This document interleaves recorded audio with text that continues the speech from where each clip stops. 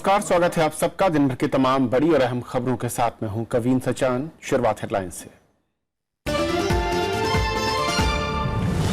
दलाई लामा के अरुणाचल दौरे पर चीन ने दर्ज कराया विरोध, भारत ने खारिज की आपत्ति। धर्मगुरु ने फिर उठाई तिब्बत की स्वायत्तता की मांग।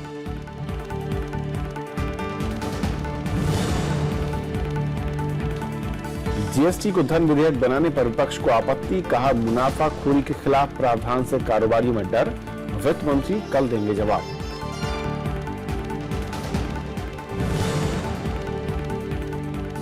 दूसरे राज्यों में किसान कर्ज माफी की मांग हुई तेज, उत्तर प्रदेश की तरह महाराष्ट्र में विकल्पों की तलाश शुरू, विपक्ष ने बताया नाकाफी।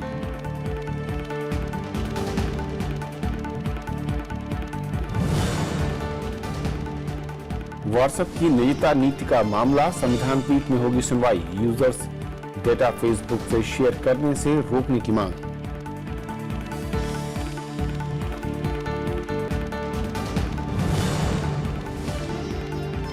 सीरिया में रासायनिक हमले को संयुक्त राष्ट्र ने बताया युद्ध अपराध, अमेरिका ने बशर अल असद सरकार को ठहराया जिम्मेदार, रूस ने किया बचाव।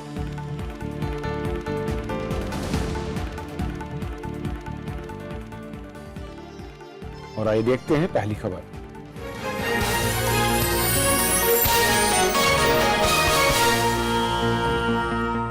देश भर में एक समान टैक्स व्यवस्था के लिए जीएसटी से जुड़े 4 विधेयकों पर आज राज्यसभा में चर्चा शुरू हुई। चर्चा के दौरान विपक्ष ने कई टैक्स दरों के साथ इसे मनी बिल के तौर पर पेश करने पर आपत्ति जताई, तो वहीं सत्ता पक्ष ने कहा कि इससे देश की अर्थव्यवस्था को मजबूती और राज्यों की टैक्स आय में इजाफा होगा। वित्त मंत्री अरुण जेटली कल चर्चा का जवाब देंगे। वित्त मंत्री अरुण जेटली ने बुधवार को राज्यसभा में माल और सेवा कर विधेयक 2017 से जुड़े सभी 4 विधेयकों को चर्चा के लिए पेश किया। बहस की शुरुआत करते हुए कांग्रेस नेता आनंद शर्मा ने इसे मनी बिल के तौर पर लाने और राज्यसभा की उपेक्षा का आरोप लगाया। सांसदों ने जीएसटी की 6 अलग अलग दरों और पेट्रोलियम, अल्कोहल और रियल एस्टेट जैसे क्षेत्रों को इसके दायरे से बाहर करने पर सवाल उठाए। Rajya Sabha Deputy Chairman sir has been deliberately not being given that importance when it comes to important legislation, and I fail to understand why. Electricity tax आपने राज्यों को दे दिया, तो ये राज्यों को जब अलग अलग हो गया, पेट्रोलियम राज्यों का रखा क्योंकि राज्यों के राजस्व की कमी हो रही थी, तो जब ये राज्यों का अलग अलग हो गया तो हम कैसे समान। For the dealer to switch more of the cost under the head of service and less on the product. So we want you to consider and think how we can address this. I can't imagine that a modern, liberal, open-minded finance minister would have introduced a clause which says if the tax rates fall, you shall reduce your prices. And to make sure that you reduce your prices, I am going to set up an authority or I am going to refer it to the Competition Commission. उसमें sections हैं 5%, 12%, 18%, 28%, उसके बाद में cess है, उसके बाद में surcharge है, उसके बाद में बुलियन चार्ज है। ये इस तरह से एक टैक्स को इतनी जगह डिवाइड कर दिया गया। जटिल और कठोर पर जो इसमें प्रोविजंस किए गए हैं, उस कठोर प्रोविजन का जो लाभ है, जो डिस्क्रिशनरी पावर्स हैं, इस एक्ट में पूरे डिस्क्रिशनरी पावर्स जो हैं सरकारी अधिकारी और कर्मचारियों के हाथ में चले जाते हैं। बीजेपी की ओर से इस बिल का बचाव किया गया। भूपेंद्र यादव ने कहा कि जीएसटी से राज्यों का टैक्स कलेक्शन बढ़ेगा और देश की अर्थव्यवस्था मजबूत होगी। देश के व्यापार के, गरीबी उन्मूलन के, ईज ऑफ डूइंग बिजनेस के, रोजगार के अवसरों के कारण हम लंबे समय के लिए अपने जीडीपी में बढ़ोतरी की ओर भी इस जीएसटी कानून के द्वारा जाएंगे। 29 मार्च को लोकसभा से केंद्रीय, राज्यों, संघ राज्य क्षेत्रों और एकीकृत माल एवं सेवा कर विधेयक पारित हो चुका है। जीएसटी लागू होने के बाद पूरे देश में एक ही टैक्स लगेगा। इसमें टैक्स स्लैब में 5, 12, 18 और 28% के हिसाब से अलग अलग सामान और सेवाओं पर टैक्स लगेगा। पंचानन मिश्रा, राज्यसभा टीवी। और जीएसटी को लेकर और बातचीत करेंगे। हमारे साथ एसके जिंदल साहब हैं जो कि चेयरमैन हैं एसोसिएशन में इन्वेस्टमेंट एंड कैपिटल मार्केट से। जिंदल साहब, स्वागत है आपका। नमस्कार। जिस तरीके से चर्चा आज हुई, हालांकि इसका भी जवाब आना बाकी है और चर्चा भी और होगी, लेकिन कई सारे पॉइंट्स जिनको मैं समझना चाहूंगा। पहला तो ये जो आशंका जाहिर की गई कि दुनिया के जिन देशों में जीएसटी को अपनाया गया है वहां की दरें और भारत की दरों में काफी ज्यादा फर्क है, यहाँ की दरें काफी ज्यादा ऊंची हैं। क्यों और इसका इम्पैक्ट क्या होगा? देखिए, हर देश के, हर इकोनॉमी का, हर कंट्री का अपना अपना तरीका होता है काम करने का। अगर कोई भी चीज़ यहाँ पर अगर किसी वजह से वो वायबल नहीं होगी तो उसमें चेंजेस किए जा सकते हैं, उनके बदले भी जा सकते हैं कि भाई इस कैटेगरी में नहीं, इसको इसमें लाया जाएगा। जब चेंज आने वाला होता है तो इस तरह की आशंकाएं स्वाभाविक होती हैं। ओपोजिशन ने जो कहा है यहाँ पर, वो ओपोजिशन अपना काम कर रहा है, ओपोजिट करने का इसको, लेकिन दरअसल बात यह कि इससे बड़ा रिफॉर्म हमने इतिहास में अपने यहाँ देखा नहीं है। मैं 42 साल से व्यापार में, और सबसे बड़ा रिफॉर्म जिसमें मैं उम्मीद करता हूँ कि 125 करोड़ लोगों को फायदा होने वाला है वो ये है। हर चीज के प्लसेस और माइनसेस होते हैं, लेकिन वो माइनसेस मैं इतना छोटा देखता हूं उनको कि आने वाले समय में वो कोई रुकावट नहीं बनेंगे, उनके सॉल्यूशन निकल आएंगे। लेकिन एफिशिएंसी इतनी बढ़ेगी जो कि सबको उसका हिस्सा और सबको उसका फायदा पहुंचेगा। प्रोसीजर इतने सिंपल हो जाएंगे पूरे देश को। जब आप एक गिनते हैं, अभी अगर एक कंपनी काम कर रही तो उसको 10 स्टेट्स में, 20 स्टेट में रजिस्ट्रेशन कराने पड़ते हैं। बहुत मुश्किल काम है उनको यहाँ बैठ करके आपको मैनेज करना। ये सारी एफिशिएंसी जो है आपकी, ये आपकी कीमतों को घटाएगी, आपकी कॉस्ट को घटाएगी, तो आप अच्छे से काम कर सकते हैं। लेकिन इसके पीछे तर्क ये दिया गया है जो आज एक था कि असल में जो जीएसटी है ये गुड टैक्स के तौर पर आना चाहिए था, सिंपल टैक्स के तौर पर, लेकिन गुड्स और सर्विसेज में कई सारी कैटेगरी है जिनको इससे बाहर कर दिया गया। उससे जीएसटी के मायने और उसका जो महत्व था वो कम हो गया। इन कमियों से ना हमें डरना नहीं चाहिए और इनको इस वजह से रोकना नहीं चाहिए, इनको हर्डल नहीं बनना चाहिए, हमें इसके साथ जाना चाहिए। इतना बड़ा चेंज जो कि उम्मीद करते हैं कि 2% का हमें जीडीपी में ग्रोथ में फायदा होने की संभावना इसमें दिखती है। तो ये तो इस तरह का क्रिटिसिज्म जो है उससे नहीं डरना चाहिए, इसको प्रोसीड करना चाहिए। पहले जब मैंने देखा 42 साल में वो लोग पॉलिटिक्स की बातें कर रहे हैं, लेकिन अगर आप व्यापार को देखें तो व्यापार के नजर से देखें, मैंने 42 साल में देखा है सेल्स टैक्स से वैट में नहीं लोग जाना चाहते थे। जब चले गए तो वो कह रहे हैं सेल्स टैक्स में हम क्यों थे। और यही इसमें होने वाला कि वैट से जीएसटी में अभी थोड़ा सा उनको आशंकाएं हैं, लेकिन जब वो चले जाएंगे तब वो देखेंगे उसका फायदा। तब एक्चुअल जब खुलेगा सारी चीजें, सब राज खुलेगा, जब उसकी एफिशिएंसी दिखेगी, फिर वो कहेंगे हम वहां थे क्यों, हमने अपना समय क्यों खराब किया। लोग तो कंप्यूटर को नहीं आने देना चाहते थे। मैंने देखा खुद बैंकों में कंप्यूटर को लेकर के हमारे जॉब खा जाएगा, कंप्यूटर नहीं होना चाहिए वगैरह। आज कंप्यूटर के बिना आप इमेजिन करिए हम कहां पर होते, हमारा सर्वाइवल मुश्किल होता। आज हमारी ये एफिशिएंसी नहीं हो सकती थी। तो इसलिए ये जो प्रतिक्रिया है लोगों की, इससे कोई डरने की बात नहीं है, हमें प्रोसीड करना चाहिए। एफिशिएंसी बढ़ेगी क्योंकि वाकई सिंगल विंडो आप कह रहे हैं, ये इसमें किसी को कोई शक नहीं है। लेकिन दो बड़ी चीजें मैं समझता हूं कि कैसे होगा। बार बार ये कहा जा रहा है कि इससे कई सारी चीजें सस्ती हो जाएंगी, लेकिन अभी बहुत बड़ा एक ग्रे एरिया है जहां पर उन प्रोडक्ट का टैक्स पे नहीं किया जाता। ये हम और आप सब जानते हैं कि जो हमारी कैश इकोनॉमी है उसके चलते उसका टैक्स गवर्नमेंट को नहीं पे होता है। अब जब उसका टैक्स पे ही नहीं होता तो फिर सामान सस्ता होने की जो हम उम्मीद बांधे हुए हैं वो कैसे होगा। देखिए, इतनी ट्रांसपेरेंसी आ जाएगी सिस्टम में कि जो चीजें बची हुई है ना, अगर हमने उनको पर्पसली बचाना है कि भाई बच्चों की चीजें हैं या कुछ खाने पीने की चीजें हैं जो लाइफ सेविंग वगैरह है, उनको अगर आपने बचाना तो आप बचा सकते हैं। लेकिन बाकी सारी चीजें सिस्टम पे ऐसे उभर करके आ जाएंगी, आपको फैसला लेने में बड़ी आसानी होगी कि सच्चाई क्या है। पहले का जो जमाना था ना, उसमें पता ही नहीं लगता था कहां पर क्या हो रहा है। यहाँ तो पूरे देश का खाका, पूरे देश की बैलेंस शीट आपके सामने आ जाएगी। जितनी भी टैक्स कलेक्शन ये बढ़ रही है, अभी भी आपने देखा पिछले साल के सामने अगर आप देखें तो 18% का टैक्स में इजाफा हुआ है, 17,10,000 करोड़ का टैक्स का कलेक्शन हुआ है। डायरेक्ट टैक्स में भी 14% का इजाफा हुआ है, सिर्फ एफिशिएंसी की वजह से हुआ है, क्योंकि सिस्टम इतने एफिशिएंट हो गए हैं। जो लोग पहले दूसरा रास्ता निकाल लेते थे अब वो नहीं निकाल पाएंगे, या आगे आगे वो वर्थ ही नहीं रह जाएगा। बिना इस सिस्टम के काम करने में उनको काम करना महंगा पड़ेगा। मान लो मैं रजिस्ट्रेशन नहीं करा था जीएसटी में, तो मेरा काम करना मुश्किल हो जाएगा। एफिशिएंसी मुझे सिस्टम देगा तो मुझे उसमें जाना पड़ेगा, वो मुझे अपने आप खींच लेगा अपने पास कि अगर मुझे व्यापार करना है तो मुझे एफिशिएंट सिस्टम से करना है, नहीं तो मैं बाहर हो जाऊंगा। वो बाहर एफिशिएंसी कहां से आएगी? मल्टी लेयर पे हर जगह पे टैक्स लगता था, अब वो टैक्स भी बंद हो जाएगा। एक जगह पर लग गया तो वो आप उसको सारा वापस उसमें आप कैलकुलेट कर सकते हैं, सिस्टम कैलकुलेट करके बता देगा कि सिर्फ आपको वैल्यू एडिशन के ऊपर देना पड़ेगा, तो वो बहुत आसान हो जाएगा। और सब लेकिन चीज जिस तरीके का कल्चर मैं कहूँ है, और हमारे यहाँ जो सिस्टम अलग अलग स्टेट में और दूसरे कंट्रीज से हम कंपेयर करते हैं तो काफी जटिल दिखता है। तो फिर क्या ये जो एक फॉर्मूला जीएसटी का हम लागू कर रहे हैं, इसमें वो तमाम हर्डल्स नहीं आएंगे स्टेट और जो दूसरे स्टेट में मैं कहूँ कि एक सक्रिय गलियारे हैं टैक्स चोरी को लेकर, या फिर कई दूसरी विंडोज होती हैं? देखिए वही हटाने की कोशिश कर रहे हैं, इससे वही हटेगा।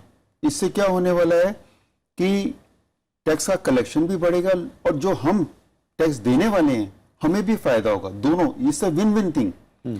जो लोग नहीं समझना चाहते वो नहीं समझना चाहते, जो लोग डर रहे हैं वो डर रहे हैं, लेकिन ज्यादा लोग वो हैं जो इसको करना चाहते हैं क्योंकि हर जगह पे सक्सेसफुली चल रहा है, कहीं पे भी फेल नहीं हुआ है। आपका इंडस्ट्री इसको सपोर्ट कर रही है? इंडस्ट्री बिल्कुल सपोर्ट कर रही है क्योंकि भविष्य इसके अंदर है, इसको आना ही पड़ेगा। आज आप रोक, मान लो कोई गलती से कहीं रुक भी जाए तो साल भर बाद आएगा, 6 महीने बाद आएगा, 2 साल बाद, इसको आना पड़ेगा। क्यों? एफिशिएंसी की तरफ जाना ही पड़ेगा अगर हमें सर्वाइव करना है तो। चलिए, बहुत शुक्रिया जिंदल साहब इस पूरी बातचीत के लिए आपका। ये थी पहली खबर, छोटा सा ब्रेक और ब्रेक के उस पार दिन भर की दूसरी बड़ी खबर।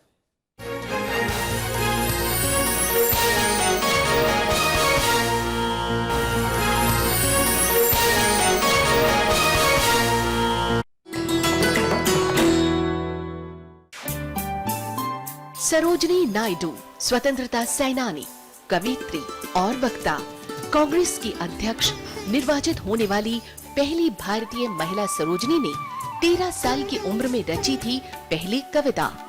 आजादी के बाद वो बनी देश की पहली महिला राज्यपाल। भारत कोकिला के नाम से मशहूर सरोजनी नायडू है नारी शक्ति की अनूठी मिसाल।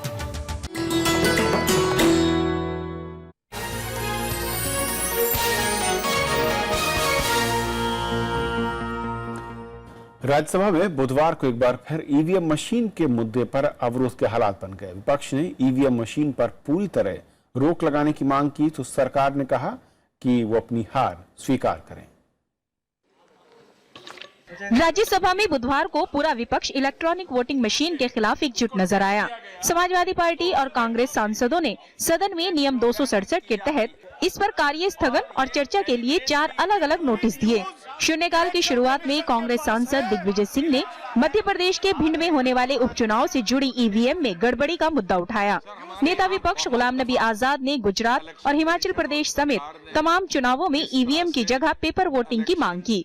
ये ईवीएम मशीन का सिलसिला खत्म होना चाहिए और आने वाले इलेक्शन में जो हमारे ये बाई इलेक्शन जो चल रहे हैं, इन बाई इलेक्शनों में भी ये ईवीएम खत्म होना चाहिए और गुजरात और हिमाचल में कोई ईवीएम मशीन का इस्तेमाल नहीं होना चाहिए।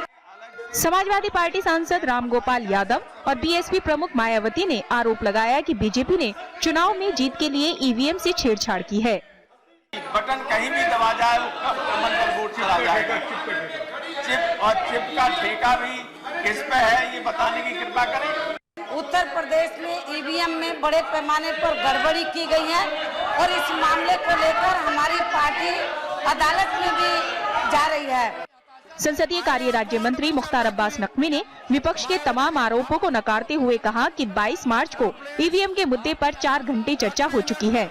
इस बीच केंद्रीय मंत्री प्रकाश जावड़ेकर ने कहा कि विपक्ष को जनादेश का सम्मान करना चाहिए कि कोई गड़बड़ी नहीं है, वहाँ जिस पार्टी का बटन दबाया उसका ही वोट स्लिप आया है, तो कोई घोटाला नहीं है, ये हमें समझना चाहिए। बढ़ते गतिरोध के बीच उपसभापति ने कहा कि सांसद इस मामले में चुनाव आयोग में शिकायत दर्ज कराएं। I also said, why don't you have to take it up with the election commission? विपक्ष इससे संतुष्ट नहीं हुआ। कांग्रेस, समाजवादी पार्टी और बीएसपी के सांसद विरोध करते हुए वेल में आ गए। EVM is functioning properly or not? इसके बाद सदन को कुछ देर के लिए स्थगित करना पड़ा। कृति मिश्रा, राज्यसभा टीवी। भारत ने कहा है कि नाइजीरियाई छात्रों पर हमला नस्ली भेदभाव का मसला नहीं है। उन्होंने लोकसभा में इसे आपराधिक मामला बताया। विदेश मंत्री ने कहा कि 6 लोगों की गिरफ्तारी हो चुकी है और जांच जारी है। विदेश मंत्री सुषमा स्वराज ने छात्रों पर हमले को लेकर अफ्रीकी देशों के राजदूतों के बयान को दुर्भाग्यपूर्ण और हैरान करने वाला बताया है। विदेश मंत्री ने लोकसभा में कहा कि ये हमले नस्लीय नहीं हैं, क्योंकि नस्लीय हमले पूर्व नियोजित होते हैं। जांच के परिणाम से पहले किसी अपराध को नस्ल भेद से प्रेरित कहना ये सही नहीं है। और ये केवल मैं भारत के संदर्भ में नहीं कह रही, जो अमेरिका में हिंसक कृत्य हो रहे हैं उनमें भी हमने ये कहा। विदेश मंत्री ने कहा कि अफ्रीकी छात्रों की सुरक्षा को लेकर सरकार प्रतिबद्ध है। उन्होंने बताया कि अफ्रीकी देशों के राजनयिकों को बुलाकर उन्हें सरकार की ओर से उठाए गए कदमों की जानकारी दी गई है। क्योंकि भारत सरकार के द्वारा जो कार्रवाई की गई है उसको किसी भी शब्दों में इनएडिक्वेट नहीं कहा जा सकता। जो आपके स्थगन प्रस्ताव में किसी भी कीमत पर इनएडिक्वेट नहीं कहा जा सकता। हम लोग पूरा प्रयत्न कर रहे हैं, निष्पक्ष जांच होगी, जो दोषी पाया जाएगा उसके खिलाफ कठोर कार्रवाई होगी। नोएडा में 27 मार्च को 4 नाइजीरियाई छात्रों पर हमला हुआ था। 3 अप्रैल को अफ्रीकी देशों के राजदूतों ने बयान जारी कर हमलों को नस्लीय बताया था। उन्होंने अब तक गंभीर कार्रवाई नहीं होने का आरोप भी लगाया था। रविंद्र सिंह शोराण, राज्यसभा टीवी। उत्तर प्रदेश में किसानों की कर्ज माफी के बाद अब दूसरे राज्यों में भी किसानों के कर्ज माफ करने की मांग तेज हो गई है। तो वहीं विपक्षी दलों ने उत्तर प्रदेश सरकार के फैसले को अधूरी राहत करार दिया है। उत्तर प्रदेश की बीजेपी सरकार के छोटे किसानों के कर्ज माफी के फैसले को विपक्षी पार्टियों ने अधूरा वादा करार दिया है। बीएसपी अध्यक्ष मायावती ने कहा कि चुनाव में बीजेपी ने सभी किसानों का कर्ज माफ करने का वादा किया था, लेकिन अब किसानों का 1 लाख तक का ही कर्ज माफ कर रही है। समाजवादी पार्टी ने इस मामले में कमेटी बनाने को लेकर सवाल उठाया है। बहुत बड़े पैमाने पर किसान ऐसे हैं जिनको लाभ मिल ही नहीं पाएगा।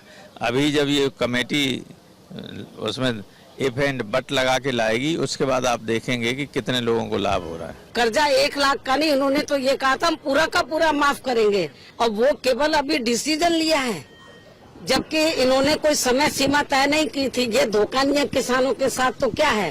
कांग्रेस उपाध्यक्ष राहुल गांधी ने उत्तर प्रदेश में कर्ज माफी के फैसले को किसानों के लिए आंशिक राहत बताते हुए सही दिशा में उठाया गया कदम बताया है। उन्होंने कहा कि केंद्र सरकार को किसानों के संकट को लेकर राष्ट्रीय स्तर पर कदम उठाना चाहिए।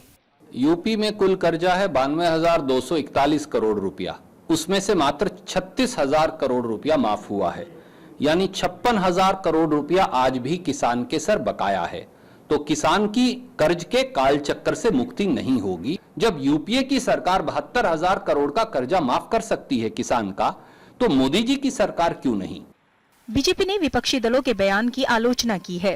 हमने इस घोषणा पत्र में जो कहा, प्रधानमंत्री जी ने उसका अपनी रैलीज में जिक्र किया कि हम छोटे और जो मझले फार्मर हैं उनका जो ऋण माफ करेंगे, वो हमने अपना एक वचन निभाया है। उत्तर प्रदेश सरकार के इस फैसले से महाराष्ट्र, पंजाब, कर्नाटक, गुजरात, तमिलनाडु समेत कई राज्यों में भी किसानों के कर्ज माफी की मांग तेज हो गई है। महाराष्ट्र में शिवसेना और विपक्षी दल किसानों का कर्ज माफ करने की मांग कर रहे हैं। तो महाराष्ट्र देर क्यों कर रहे हैं? तो उद्धव ठाकरे साहब ने कल सीएम को कहा है, मुख्यमंत्री जी को, कि यहाँ भी आप तुरंत ले लीजिए।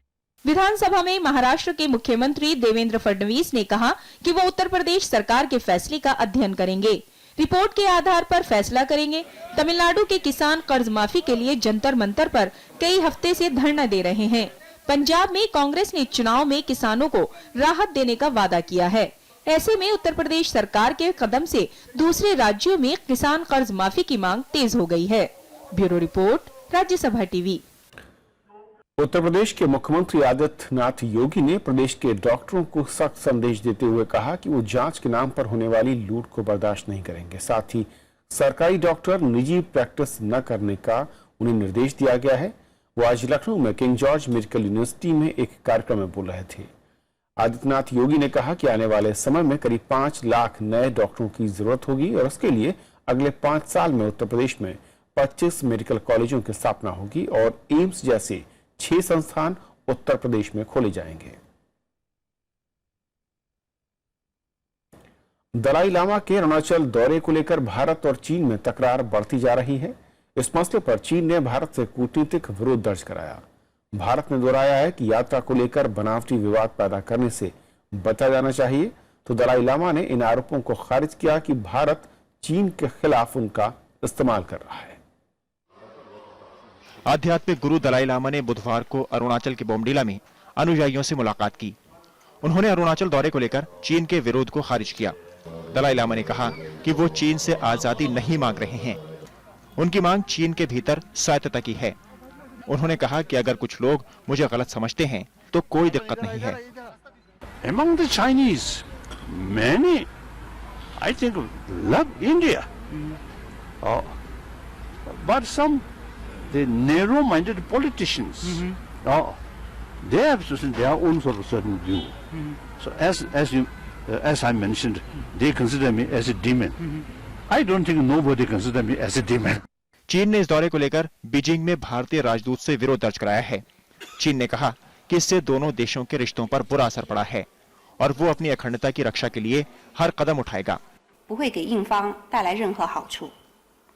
中方将采取必要的措施，坚定维护自身领土主权和正当权益。我们要求印方立即停止利用达赖损害中方利益的错误行为。 भारत ने भी चीन की आपत्तियों को खारिज किया है। गृह राज्य मंत्री किरण रिजिजू ने कहा कि यात्रा धार्मिक है, न कि राजनीतिक, इसलिए चीन को विवाद पैदा करने की कोशिश नहीं करनी चाहिए। अरुणाचल प्रदेश एक विवादित राज्य नहीं है और विवादित राज्य नहीं होने के नाते है अरुणाचल प्रदेश में जाने से दलाई लामा जी का विजिट को लेकर के किसी को कोई आक्रोश होने का आवश्यकता नहीं है। विपक्ष की मांग है कि चीन को उसी की भाषा में जवाब दिया जाए। चीन भारत के आंतरिक मामलों में सरासर दखल अंदाजी कर रहा है और समय आ गया है कि भाजपा सरकार चीन से लाल आंख करके बात करे। दलाई लामा के अरुणाचल दौरे का चीन हमेशा विरोध करता आया है। चीन के मुताबिक अरुणाचल के कुछ इलाके को लेकर विवाद है, लेकिन भारत इस दावे को हमेशा खारिज करता रहा है। दोनों देशों के बीच सीमा मसले पर वार्ता भी जारी है। अखिलेश सुमन, राज्यसभा टीवी। कांग्रेस समेत कई दलों ने राजस्थान के अलवर जिले में कानून हाथ में लेने वाले गौरक्षकों के खिलाफ कड़ी कार्रवाई की मांग की है। राजस्थान सरकार ने इस मामले में कार्रवाई का भरोसा दिया है। गौ तस्करी के आरोप के मामले में पिटाई के चलते एक शख्स की अस्पताल में कल मौत हो गई थी। हरियाणा के रहने वाले पहलू खान समेत कुछ लोग राजस्थान से गाय और दूसरे जानवरों को ले जा रहे थे और इसी दौरान अलवर के बहरूड़ के पास वहां मौजूद गौरक्षकों ने इन पर हमला कर दिया और मारपीट शुरू की। बाद में पहुंची पुलिस ने इन्हें अस्पताल में एडमिट कराया।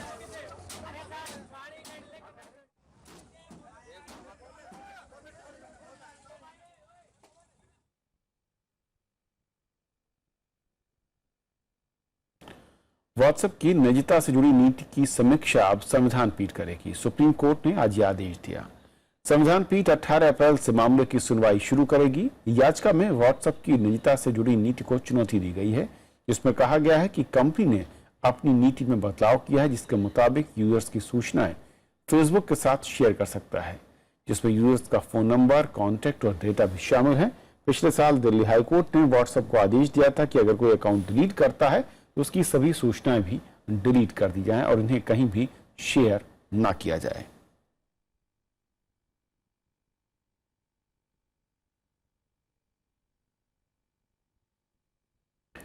सीरिया में रासायनिक हमले की सभी देशों ने कड़ी शब्दों में निंदा की है।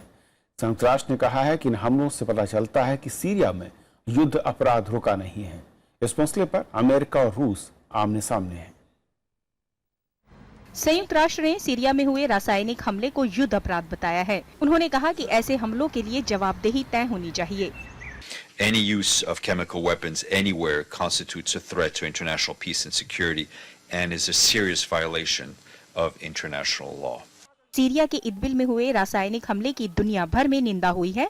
अमेरिका ने बशर अल-असद सरकार को हमले के लिए जिम्मेदार ठहराया है।